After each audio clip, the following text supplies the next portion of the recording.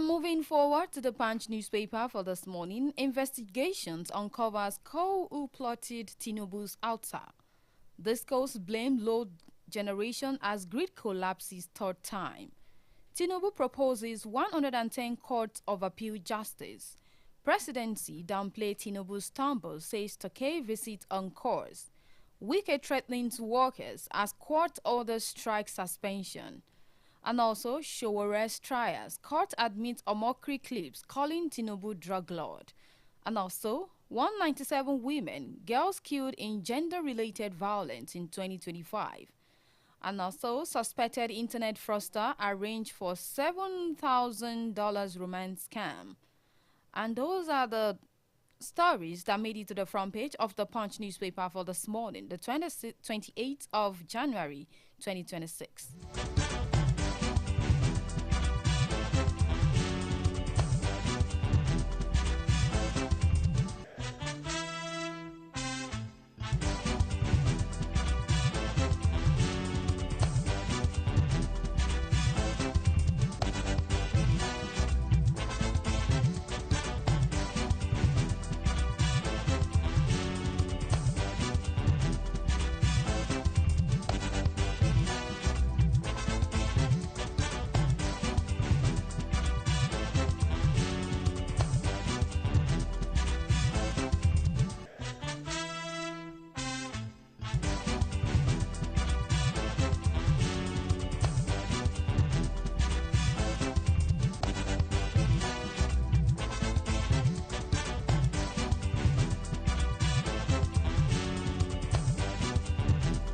If you're just tuning in, it's the newspaper review on JDN Radio 101.5 FM, the only radio station that is broadcasting for all. And this morning, I'm moving forward with the Punch newspaper with this headline, and I will be reading stories from the headlines that says, investigations uncover who plotted Tinubu's outside. An interim investigation report into the alleged coup plotted against President Bola Tinubu's government has revealed that a clandestine network of military officers coordinated by an army colonel named Withheld had planned the takeover, with the funding, recruitment and operational planning traced directly to him.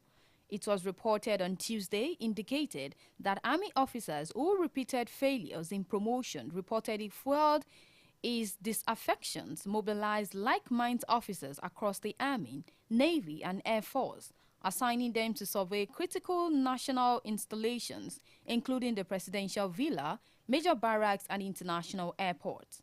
In October 2025, the DHQ announced the arrest of 16 officers over acts of indiscipline and breach of service regulations. Shortly after, Sahara reporters reported that the officers, ranging from the ranks of captain to brigadier general, were arrested by the Defense Intelligence Agency for holding secret meetings to topple the government and linked the alleged plot to the cancellations of the October 1st Independence Day parade. And the story continues on the Punch newspaper for this morning.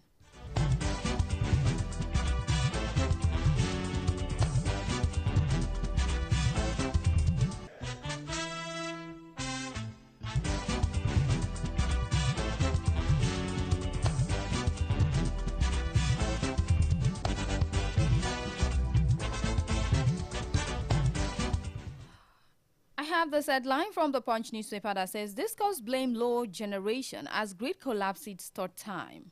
Concerns are rising that incessant grid collapse cases may be returning to Nigerian's power sector as Nigerian experienced 3 incidents in less than a month. Electricity distribution companies blamed low power generation for the disruptions, though they did not agree that the sector is reverting to the era of frequent grid failures. The national power grid collapsed again on Tuesday, the second time in 4 days. This marked the second grid collapse in January 2026 and the third in less than a month. The grid previously collapsed on December 29, 2025 and on Friday, January 23, 2026, before the latest incident on Thursday. It was recalled that the grid collapsed almost monthly in 2024, but the situation improved in 2025 when only 2 major collapses were recorded. However, experiencing 2 incidents in 4 days and 3 in less than a month signals a worrying trend to stakeholders in the Nigerian electricity supply industry. And the story continues on the Punch newspaper for this morning, the 28th of January 2026.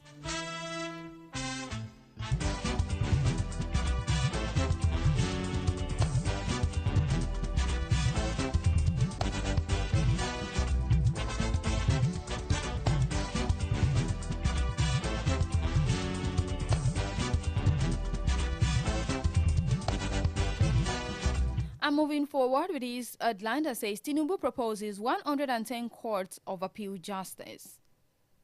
President Bola Tinubu has asked the Senate to approve a bill seeking to amend the Court of Appeal Act to increase the number of justices from 70 to 110 as part of reforms aimed at strengthening Nigerian appellation justice system. The request was conveyed in a letter addressed to the President of the Senate, Senator Godswill Akpabio, and read at the plenary on Tuesday.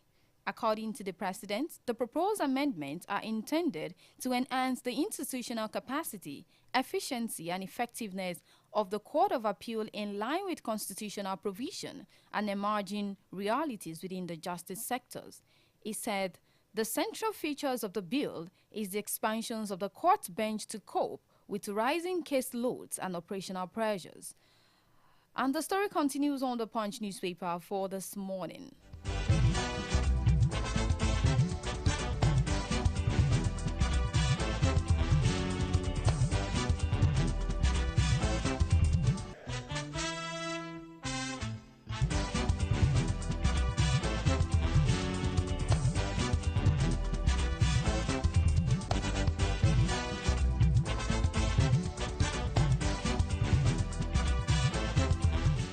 And moving forward, still on the Punch newspaper, Presidency downplays Tinubu's stumbles, says Takei visit on course. The presidency has reassured Nigerians that the President Bola Tinubu is in good health and proceeding with his scheduled state visit to Turkey as planned. Following a brief stumble during the ceremonial reception in Ankara on Tuesday, the update was provided by President's Special Advisor on Media and Public Communications, Sunday Dare, via his verified ex-handle. Dare confirmed that the President moved from the ceremonial welcome to scheduled bilateral meeting with Turkish President Recep Tayyip Erdogan and other senior officers. President Tinubu, after a stately welcome ceremony in Ankara, proceeded to scheduled bilateral meeting with the President of Turkey and other senior government officials. And the story continues on the Punch newspaper for this morning.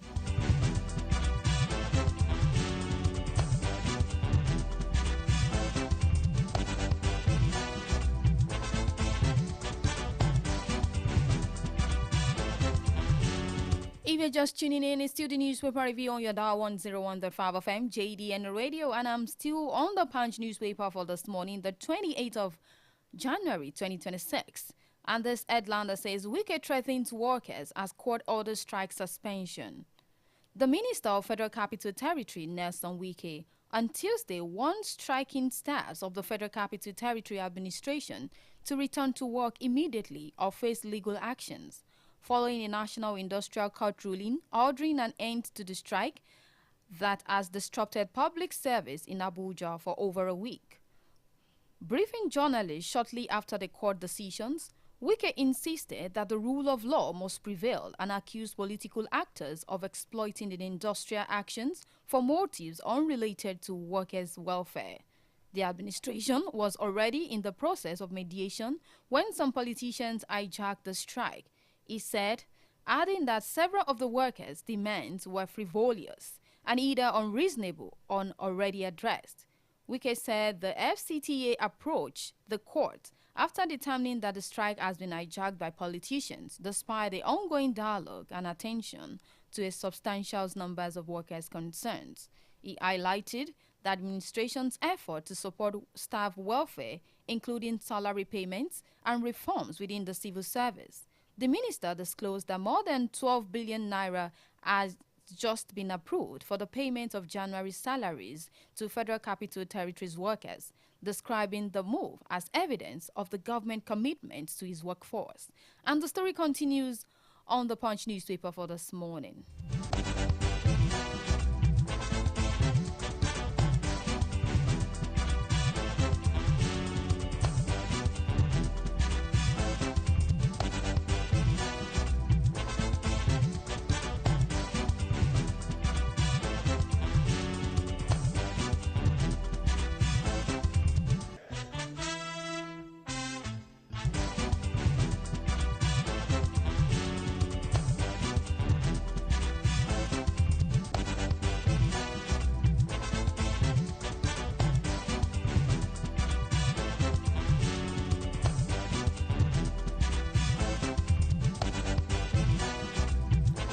I'm moving forward to the Nation newspaper with its headline that says Nigeria to target $5 billion trade part against insurgency. In a renewed push to deepen economic and strategic ties, Turkey and Nigeria have set their sights on the $5 billion bilateral trade volume. The two countries have also expressed commitment to a joint battle against insurgency in Nigeria and Sahel region. President Bola Tinubu and Recep Tayyip Erdogan met in Ankara yesterday to recalibrate relations between the two influential emerging economies. President Erdogan reaffirmed Turkey's commitment to the ambitious trade target during a joint press briefing with President Tinubu, who is on a state visit. He said discussions towards achieving the goal had already begun and will be driven by new institutional framework agreed by both sides. And the story continues on the Nations for this morning.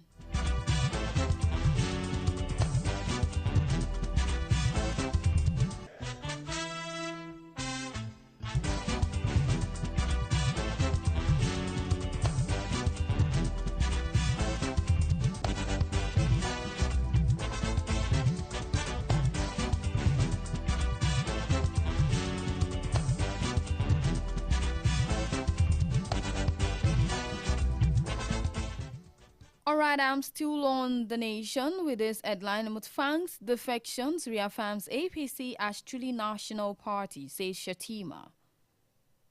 The defections of Plateau State Governor Caleb Manasseh Mutfanga into the All Progressive Congress APC is another evidence that the ruling party is a truly national party. Vice President Kazim Shatima declared yesterday. Shatima spoke during the reception organized by the Jos Polo Ground to formally receive the Plateau governor into the ruling party. Also defecting were Deputy Governor Josephine Pio, Senator Pam Owanduo, PDP members in the House of Assembly, others federal lawmakers, local government chairmen, and local opposition leaders.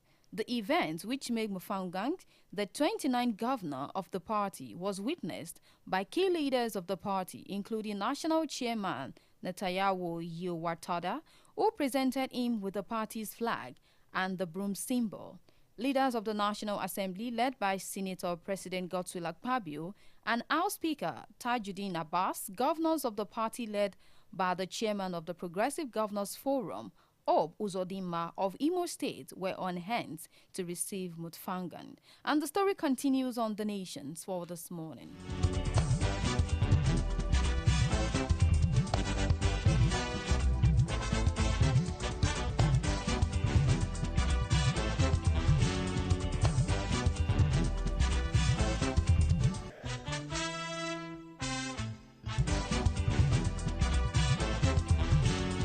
If you're just tuning in, it's to the newspaper review, and I'm still on the Nation for this morning, the 28th of January 2026. And I have this headline that says, World Bank gives conditions for state to access loans.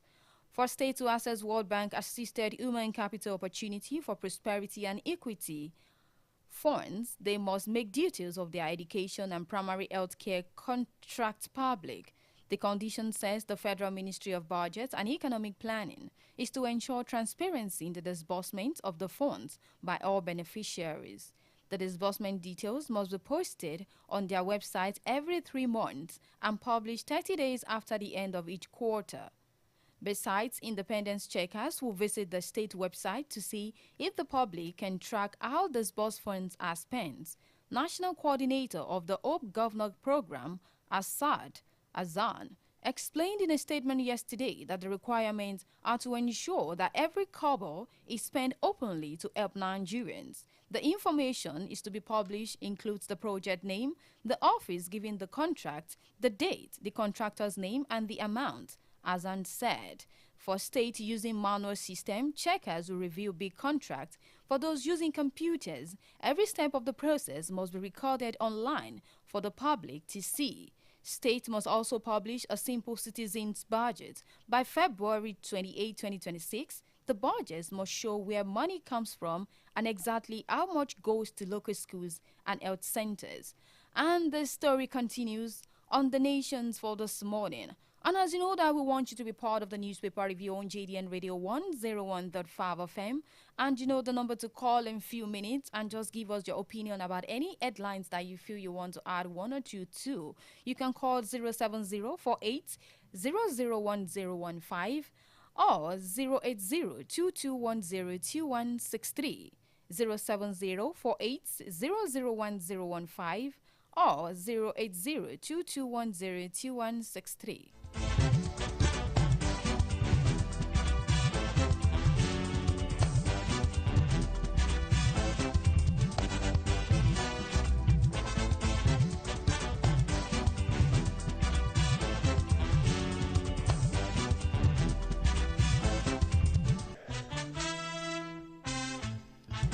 So if you're just tuning in, I will just make a run recap of the headline that I've read their story for this morning from the Punch newspaper and also from The Nations. I read the stories that says investigations uncovers colonel who plotted Tinubu's outstar. Discuss blame low generations as grid collapses third time.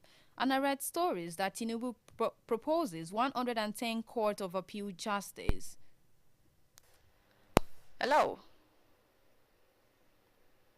Hello? Hello, good morning. Your name and where you're calling from? Okay, I think we lost that call. If you try 07048001015 and it's not connecting, you can try 08022102163. So, I was reading the stories, the headlines that I read their stories for this morning, and I stopped that Tinubu proposes 110 courts of appeal justice. And also, Presidency downplays Tinubu's stumbles, says Turkey visit on course. And also, I read a story that Wike threatens workers as court orders strike suspension. And also, I move forward to The Nation, and I said Nigerians, Turkey target $5 billion trade, part against insurgency. And I also read a story that Mutfang's defections reaffirms APC as truly national party, says Shatima. And also, I read the story that says what bank gives conditions for state to access loans. And those are the headlines that made it to the front page of The Nations and the Punch newspaper for this morning for the 28th of January 2026.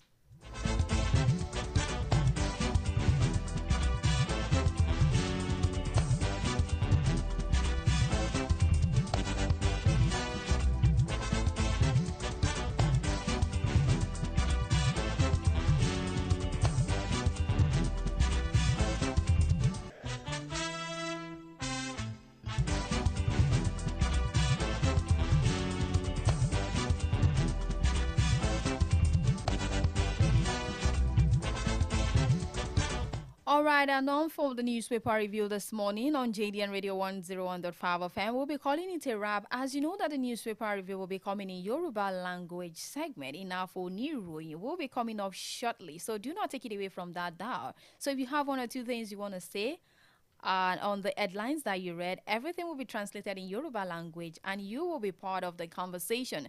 Do not forget that you keep it on the dial 101.5 FM JDN Radio. And the newspaper review continues tomorrow, same time, 7:30 a.m. to 8 a.m.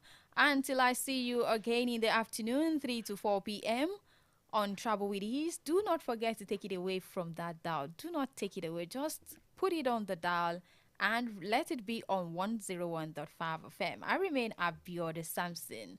Stay tuned as Af'Oni Iroyin is coming up shortly.